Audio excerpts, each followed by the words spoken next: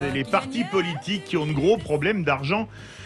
Dans un courrier en date du 2 septembre, Marine Le Pen avait alerté le chef de l'État sur le fait que bon nombre de candidats à la présidentielle se trouvaient confrontés à une quasi-impossibilité de trouver des financements auprès des banques afin de financer leur future campagne présidentielle. Elle lui demandait également que le Parlement soit saisi pour permettre de nouveaux moyens de financement. Le président de la République lui a répondu dans un courrier daté du 25 octobre par ces mots, début de citation, « L'organisation d'un débat parlementaire que vous avez appelé de vos vœux, constitue une prérogative partagée entre le pouvoir exécutif et le pouvoir législatif. Vous comprendrez que le président de la République, garant des institutions, ne se prononce pas sur une telle initiative. » Fin de citation. Une réponse qu'on peut qualifier de fin de non-recevoir ou de coup de pied en touche et qui pose question sur l'organisation de la vie démocratique du pays, d'où notre grand débat. Faut-il réformer le financement des campagnes électorales? Et pour le moment, vous êtes 95,1% à dire oui sur le Twitter de Sud Radio. Avec nous, Vallerand de Saint-Just, trésorier du Rassemblement national. Bonsoir Vallerand de Saint-Just. Bonsoir. Bonsoir. Jean Lassalle, qui était ici hier, nous a parlé des difficultés de financement, y compris pour lui, notamment de la frilosité des banques. Est-ce que vous confirmez? Alors, je voudrais quand même rectifier un petit passage de ce que vous avez dit. Marine Le Pen n'a pas dit, écrit au président de la République que bon nombre de candidats a été confrontés à des difficultés. Elle a dit qu'elle seule était confrontée à des difficultés, comme ça a été le cas en 2017, comme ça a été le cas de Jordan Bardella aux européennes, comme ça a été le cas des candidats aux élections régionales, et comme ça c'est son cas aujourd'hui. Alors, je vous coupe, je l'ai lu sur le site du Point, et il y avait écrit, entre guillemets, bon nombre de la lettre de Marine Le Pen, donc c'est que le Point n'a pas donné la bonne info sur la lettre. Mais exactement, parce que la presse a révélé, là, il y a quelques jours, que M. Jadot, qui est à 7% dans les sondages, et on nous dit que les banques ne démarrent qu'à partir de 15% dans les sondages, a obtenu un prêt de la part de la banque, le Crédit Coopératif, pour cette élection présidentielle-ci. Il n'y a donc que nous qui soyons exclus de façon discriminatoire, en raison certainement de nos idées politiques, par le réseau bancaire français. C'est ça le véritable scandale. Philippe Bilger. Vallerand de Saint-Just bonsoir. Et ne voyez pas dans ma question quoi que ce soit de bêtement partisan. Est-ce que vous ne pensez pas que l'irruption d'Éric Zemmour dans le débat public va d'une certaine manière rendre peut-être les institutions plus normales à l'égard du Rassemblement national? Est-ce que... Oui, vous n'avez pas tort. Je vais vous répondre. Nous sommes dans les mains, il y a depuis plusieurs années maintenant, du médiateur, parce que le président de la République en parle dans sa lettre, du médiateur du crédit aux candidats et aux partis politiques.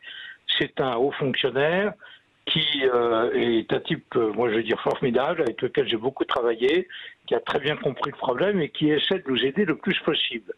Et il nous a dit cette phrase assez extraordinaire, ça peut peut-être se débloquer parce que les grandes banques françaises sont de plus en plus ennuyées par les accusations de discrimination à raison des idées politiques. Alors, je rejoins ce que vous dites, M. Zemmour, qui fait partie de l'établissement politico-médiatique depuis toujours, contrairement à nous. Et elles vont avoir beaucoup plus de mal à le discriminer, lui aussi. Et ça peut peut-être nous profiter un peu, ça peut se débloquer avec cette peur des banques et avec le travail du médiateur, qui n'a pas de pouvoir d'injonction, mais qui effectue un travail considérable auprès des responsables bancaires français. Caroline Pilastre.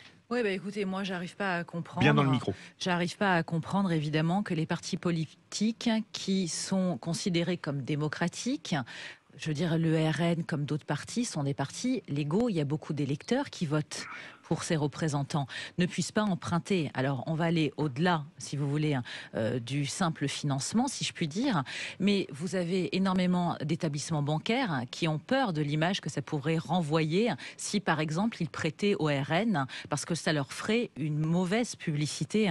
Et c'est vrai que, pour prendre l'exemple du RN, le RN est endetté, mais comme beaucoup de partis politiques, et Marine Le Pen ne peut pas emprunter aux banques non européennes et aux entreprises privées. Donc c'est un peu le serpent qui se mord la queue, parce que justement, il y a beaucoup d'électeurs qui votent pour eux, qui ne comprennent pas justement pourquoi ce deux poids deux mesures par rapport à la majorité, et le fait que M. Macron ait refusé, c'est tout bénéfice pour lui, mais même vis-à-vis des LR et du PS. Et oui, c'est sûr. Valorant de Saint-Just. Si vous me permettez, on comprend les banques. Ce que vous dites des banques est tout à fait connu. Et ça n'est pas simplement l'égard des partis politiques. Depuis maintenant une vingtaine d'années, elles ne prennent plus jamais le moindre risque en ce qui concerne les ménages et l'irrigation des entreprises et de la trésorerie des entreprises. On le sait très bien. Et les prêts aux entreprises, elles sont devenues extraordinairement frileuses. Elles sont très contrôlées. C'est pour ça que nous avions fait confiance à la promesse du président de la République de la création d'une banque de la démocratie, c'est-à-dire d'une banque qui serait spécialisée là-dedans, dans la trésorerie des candidats. Parce que là, c'est pas le Rassemblement national, c'est Marine Le Pen qui emprunte elle-même pour un an, pour une campagne électorale bien précise. Et il avait promis cette banque de la démocratie. Monsieur Bayrou, éphémère ministre de la Justice, qui connaît bien les difficultés des partis politiques, avait, en septembre 2017, essayé tout de suite de mettre ça au point. Puis il a dû partir, et la promesse s'est envolée. Et d'ailleurs, dans la lettre du président du 25 octobre, il n'en parle absolument plus. Le médiateur est d'ailleurs très, très chagrin que cette promesse n'ait pas été tenue. C'est ça qu'il faudrait faire. Ou alors, il y aurait un autre petit système pour que les banques, telles banques, ne soient pas accusées elles-mêmes de financer ou de faire un prêt à Mme Le Pen, c'est qu'ils se mettent en poule à 3 ou 4 banques. Comme ça, la responsabilité serait diluée. On ne pourrait pas montrer du doigt monsieur un tel, président de telle banque, et dire « Ah là là, regardez, il a... » Non, ce serait 3 ou 4 banques. Voilà. Devant leur manque de courage, qu'on constate d'ailleurs dans la société française depuis maintenant très longtemps, devant le manque de courage, il faudrait trouver ce genre de solution. Mais encore une fois, nous sommes quasiment les seuls, je vous reprends l'exemple de M. Jadot, et c'est un peu comme à Vincennes, si vous voulez, aux courses de trot à Vincennes, quand le cheval a gagné trop de courses, qu'il est trop performant, on lui met un handicap sur le dos, on lui met un sac de 50 à 60 kilos sur le dos pour que la concurrence puisse être... Et nous, c'est ce qu'on nous fait. Voilà, on nous met 60 kilos sur le dos avant de concourir à l'élection présidentielle. Et c'est pas la première fois, et c'est difficile à supporter. Abdoulaye Kanté. Oui, c'est un peu comme quand vous cherchez un prêt immobilier, donc il y a ce qu'on appelle le facteur risque, et c'est sûr que les banques aussi ne veulent pas non plus se griller, peut-être qu'ils se disent que déjà d'emblée que vous ne gagnerez pas l'élection présidentielle, et que peut-être que l'argent qu'ils vont vous prêter, vous ne le retrouverez pas. Mais la question... Il suffit de faire 5%. Oui, évidemment. Mais bon, 5%, et Marine Le Pen fera 5%. Oui, bien sûr, effectivement. Et mais maintenant, à la grâce de Dieu. Excusez-moi, il n'y a pas de suspense là-dessus. Plutôt la grâce des électeurs, on va dire. Mais la question que j'ai envie de vous poser, c'est qu'à l'heure actuelle, où vous en êtes par rapport à ces demandes de financement? Est-ce que les banques vous refusent toujours? Est-ce qu'il y a on va dire des âmes charitables privées qui néanmoins investissent sur sa candidature, ou des personnes venant de l'étranger? Alors, venant des structures, on va dire, étrangères. Les prêts des particuliers sont interdits aux candidats à la présidence de la République. Ils sont permis partout, mais le parti peut recueillir, lui, des prêts de particuliers. Et là, il n'y a pas de limitation de nationalité ou de montant du prêt. Alors, c'est ça que vous appelez les âmes charitables privées. C'est ce que j'ai réussi à trouver in extremis en 2017. Ça a été extraordinairement difficile. Mais je ne souhaite pas recommencer cette période extrêmement pénible. Tout ce que je peux vous dire, monsieur, c'est que à l'aide du médiateur aujourd'hui, nos dossiers ont été déposés dans les 7 ou 8 principales banques françaises, et qu'il y en a certaines, il y a certaines banques qui nous ont dit qu'elles instruisaient le dossier. Alors déjà, avoir une réponse et que ce ne soit pas immédiatement non et qu'ils disent qu'ils instruisent, c'est déjà une petite victoire, voyez-vous. Vous avez Philippe évoqué Bilger. tout à l'heure le projet, en effet, je m'en souviens, du président de créer une banque de la démocratie. Vous l'approuviez. Est-ce que vous Ah ouais. pourriez nous donner un petit peu de détails? Comment cette banque de la démocratie aurait-elle fonctionné par rapport à l'importance des partis respectifs? Ou est-ce que vous avez ça dans la tête? Oui, parce que ça a existé. Moi, j'ai emprunté une quinzaine de fois à une succursale des banques populaires qui s'appelait Ma Banque et qui avait créé le prêt démocratie. Et puis ils ont arrêté, je ne sais pas pourquoi. Mais c'était privé, si vous voulez, les banques populaires. Ah oui, c'est privé, oui. Banque privée, mais ils avaient créé cela. Et ils avaient cette particularité d'accueillir tous les candidats sans aucune discrimination politique. Ils avaient un critère, c'était les résultats précédents et les sondages. Et à partir d'un certain seuil, eh ben, ils prêtaient. Alors, de temps en temps, ils prenaient quelques risques. De temps en temps, le candidat ne faisait pas 5%, ou son compte de campagne était rejeté pour une raison ou pour une autre, et ils perdaient un peu d'argent. Mais ça s'est remarquablement bien passé pendant 10 ou 15 ans auprès de cette entreprise privée. Ça a été supprimé. On est rentré dans des très grandes difficultés. Le président de la République, moi j'avais même proposé, ce qu'on a été reçu il y a 15 jours par la commission des lois et par Mme Braun-Pivet, qui conduit une mission d'évaluation des lois de 2017, c'est-à-dire des lois Bayrou de 2017, enfin juste après Bayrou. Bon. Moi je lui ai dit, mais il suffirait de créer un service de la Banque pour l'investissement de la BPI.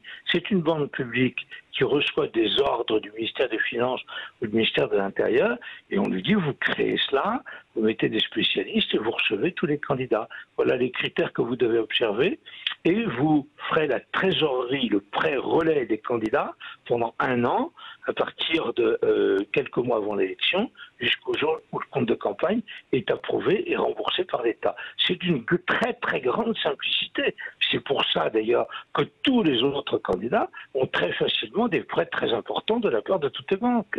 Caroline Pilastre. Quelle que soit la sensibilité politique, je trouve le principe antidémocratique. Je vais un petit peu vous bousculer en mettant un coup de pied dans la fourmilière. Qu'allez-vous faire, monsieur, si vous n'arrivez pas à avoir ce prêt avant la présidentielle? Comment est-ce que vous allez vous débrouiller? C'est ça la question, ouais. Comment vous allez faire? Aujourd'hui, je ne peux pas vous répondre. Les autres fois, on a toujours trouvé des solutions extrêmement sportives et in extremis. Je peux vous raconter un peu plus ce qui s'est passé en 2017. Mais je ne peux pas vous donner aujourd'hui, pour cette élection qui vient, de recettes. Nous cherchons tous azimuts.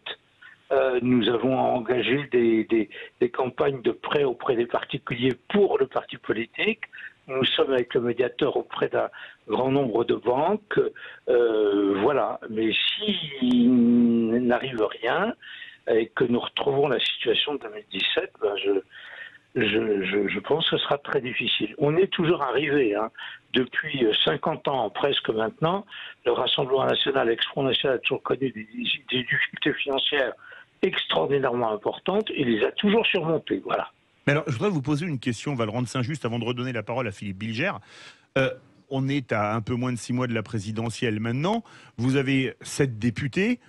Pourquoi ne pas faire une proposition de loi, théoriquement, si je ne m'abuse, c'est pas trop tard, pour demander que soit créée, par exemple, la Banque de la démocratie, et vous verriez qui vous suit et qui ne vous suit pas. Pourquoi pas?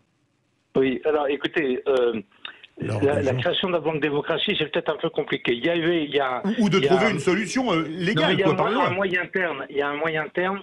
C'est d'autoriser les particuliers de prêter à la candidate ou au candidat à la présidence de la République.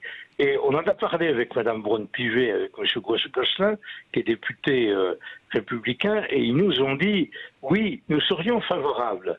Nous serions favorables à ce que cette disposition soit supprimée et que ces prêts des particuliers puissent être faits aux candidats à la présidence de la République. Mais nous n'aurons pas le temps, nous sommes en octobre, nous n'aurons pas le temps de faire voter cette loi pour l'élection présidentielle d'aujourd'hui. Voilà.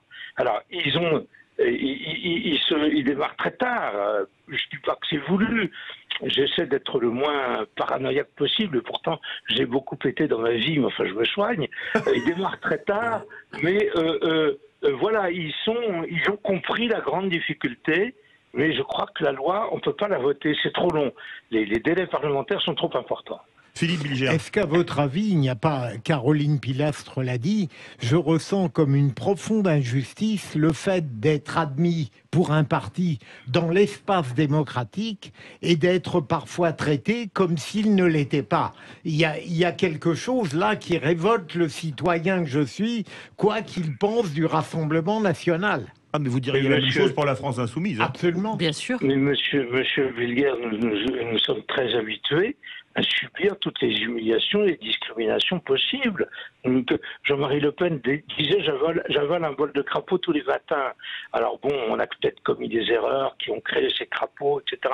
Ok, d'accord, mais quand même, nous avons toujours été très discriminés. Et là, c'est sur cette question financière qui est devenue, parce que une campagne électorale, vous savez, M. Macron, Coûte cher, avec Ah oui, ça avec coûte son cher. parti politique, il va dépenser 24 millions d'euros. Bon, nous ne dépenserons jamais plus que le montant remboursable, c'est-à-dire moitié, c'est-à-dire 11 ou 12 millions d'euros.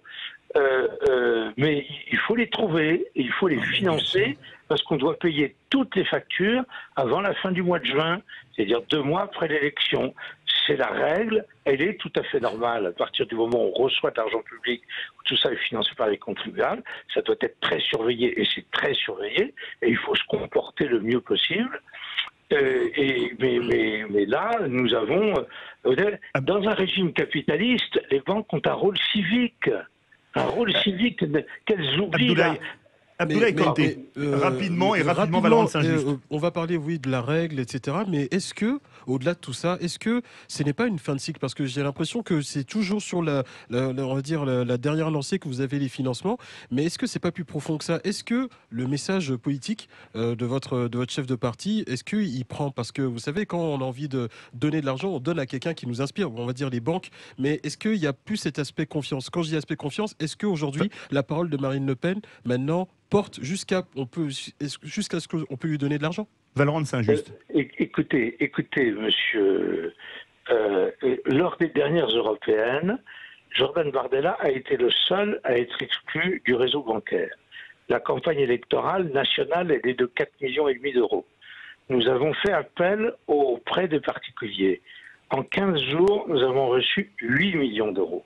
On a été obligé de rembourser la moitié des prêteurs en leur disant c'est plus la peine, nous avons ce qu'il faut. Ça a été un succès absolument considérable. Mais c'était un succès parce que c'était Bardella, tête de liste, qui s'adressait directement aux citoyens français. Et là, il faudrait, mais c'est interdit, que Marine Le Pen puisse s'adresser directement aux citoyens français. C'est interdit depuis 2001. On ne sait plus d'ailleurs très bien pourquoi. Le législateur, enfin en tout cas par Madame Braun-Pivet, qui est un personnage important de la République et des éléments de M. Macron, serait favorable, mais ça paraît un peu trop tard. Là, voilà. Merci beaucoup Valorant Saint-Just, trésorier du Rassemblement National. Verdict sur Twitter. Faut-il réformer le financement des campagnes électorales? Vous êtes 94,8% à dire oui sur Twitter. Ça vous dirait qu'on parle un peu thermalisme et Covid, les amis? On va voir comment on réouvre les thermes. On va parler de ça Vichy. se passe à Vichy, parce que c'est le congrès des villes thermales. Et Il on n'y va a en pas parler. Éric Zemmour qui vient. Absolument pas. Non.